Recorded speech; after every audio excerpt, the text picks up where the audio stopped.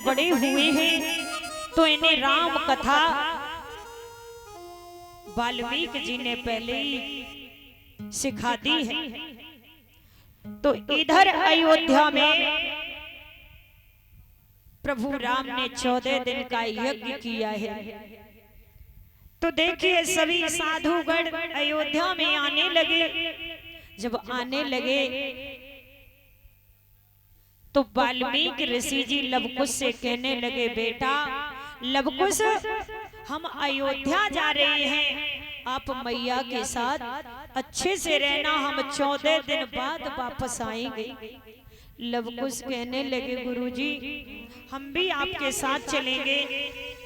नहीं बेटा, क्योंकि वाल्मीकि जी जानते हैं अगर मैं इन बच्चों को लेकर के गया तो अयोध्या वासी इन्हें पहचान लेंगे।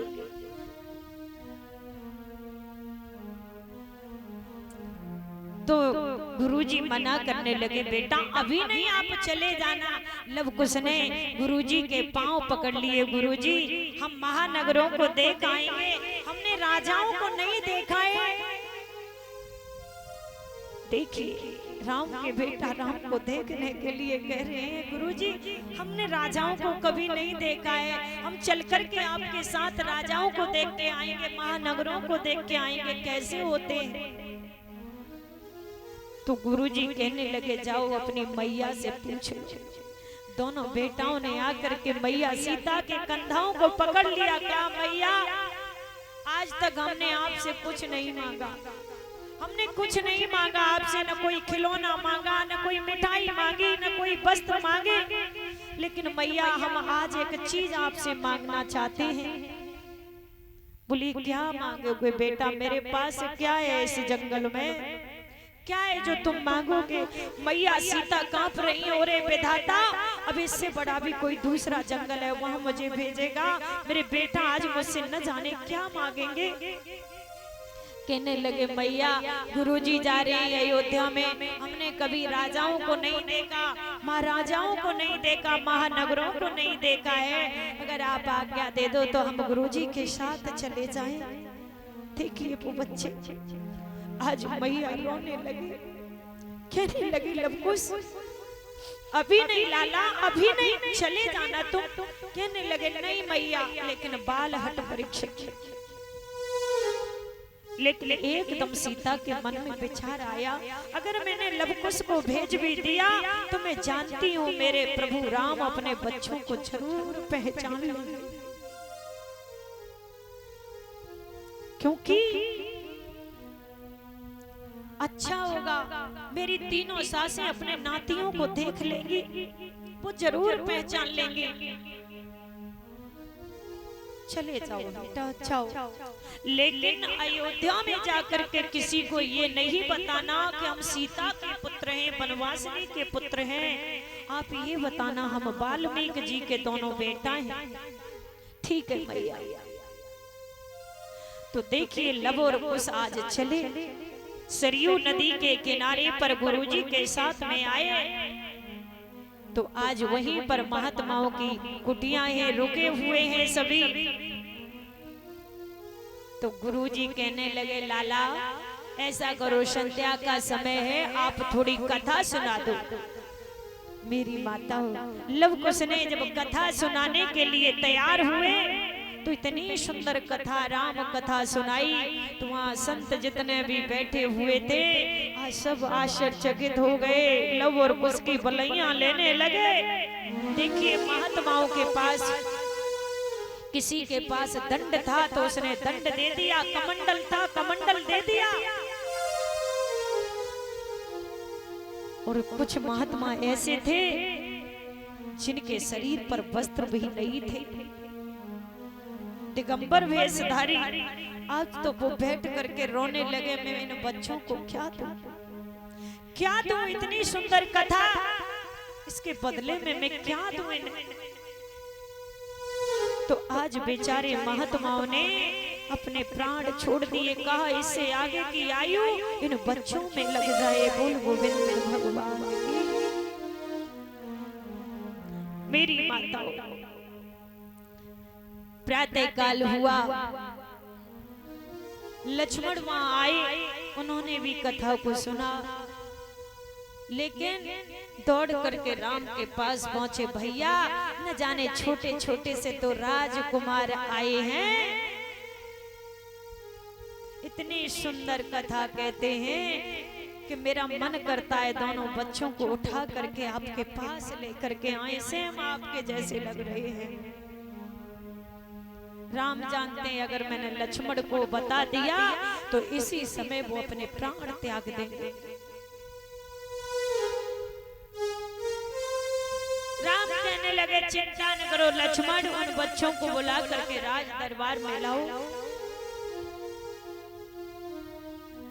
हम भी कथा सुनेंगे, तीनों माताओं को सुनवाएंगे।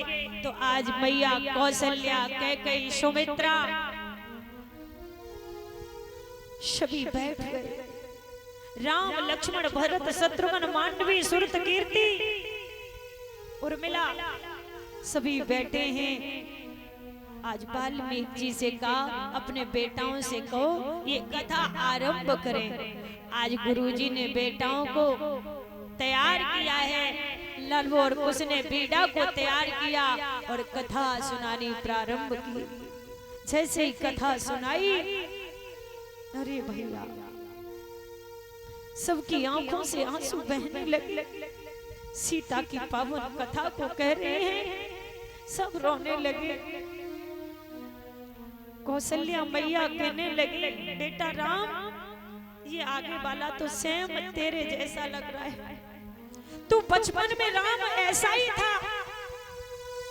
मुझे तो ये लग रहा है मेरे राम का बचपन लौट करके आ गया। राम इन बेटाओं को मेरी गोदी में ला करके दे दे। राम ने अपने आंसुओं को रोका, वो जानते हैं अगर मेरे इस समय आंसू निकल गए तो मेरी मर्यादा चली जाएगी। मैया कैकेयी ने सुमित्रा, कौशल्या उन बच्चों को गोदी में बिठाने लगी, कहने लगी बेटा तुम तो मेरे बेटा राम के जैसे हो। कथा विश्राम हुई, दोनों बच्चे गुरुजी के साथ 14 दिन बाद वन में आए। सभी रोते बिलखते रह गए, लेकिन किसी को ये नहीं मालूम प्रभु राम ने तो पहचान ली। अब तो राम का हृदय विदीर्ण होने लगा, जवाब दिया अब मैं अपनी सीता के बगैर नहीं रह सकता, कोई भी कुछ कहे। अवधपुर वासियों ने कथा को सुना, सभी अवधपुर वासी राम के चरणों पे गिर पड़े। राम, मैया सीता को लेकर के आओ, ये अयोध्या सुनी है। तो आज सीता को जंगल में लेने के लिए भेजा और अयोध्या में प्रस्ताव रखा गया है कि सीता पुनः अग्नि परीक्षा देंगी। मेरी माताओं, आज मैया सीता ने जब आई तो काहे अग्नि परीक्षा सीता की होगी, तो मैया सीता ने अयोध्या में आकर के माताओं अग्नि परीक्षा दी है। लेकिन सीता का चरित्र दूध की तरह साफ था। प्रभु राम ने सीता का हाथ पकड़ना चाहा, सीता ने मना कर दिया, प्रभु अब मैं आपके लायक नहीं हूं, मुझे क्षमा करो, मैंने अपने जीवन में कभी सुख को नहीं देखा, आप जानते थे, लेकिन आप अपनी मर्यादा का पालन करो। मेरी माताओं सीता मैया ने पृथ्वी माँ से आराधना की है, हे माँ अब मैं संसार में रहने के लायक नहीं हूँ, आप अपनी गोदी में हमें स्थान। आज पृथ्वी मैया फट जाती है और सीता माँ पृथ्वी में समा गई। मेरे प्रिय बंधुओं, जैसे ही सीता मैया पृथ्वी में समाई, आज सभी के हाल बेहाल हो गए, सभी करुण क्रंदन करने लगे। प्रभु राम ने अपने धैर्य को छोड़ दिया और प्रभु राम रो करके बोले, सीता अब मैं तुम्हारे बगैर रह नहीं सकता। और रोने लगे हैं प्रभु राम। उमरी गुजरी गुजर गई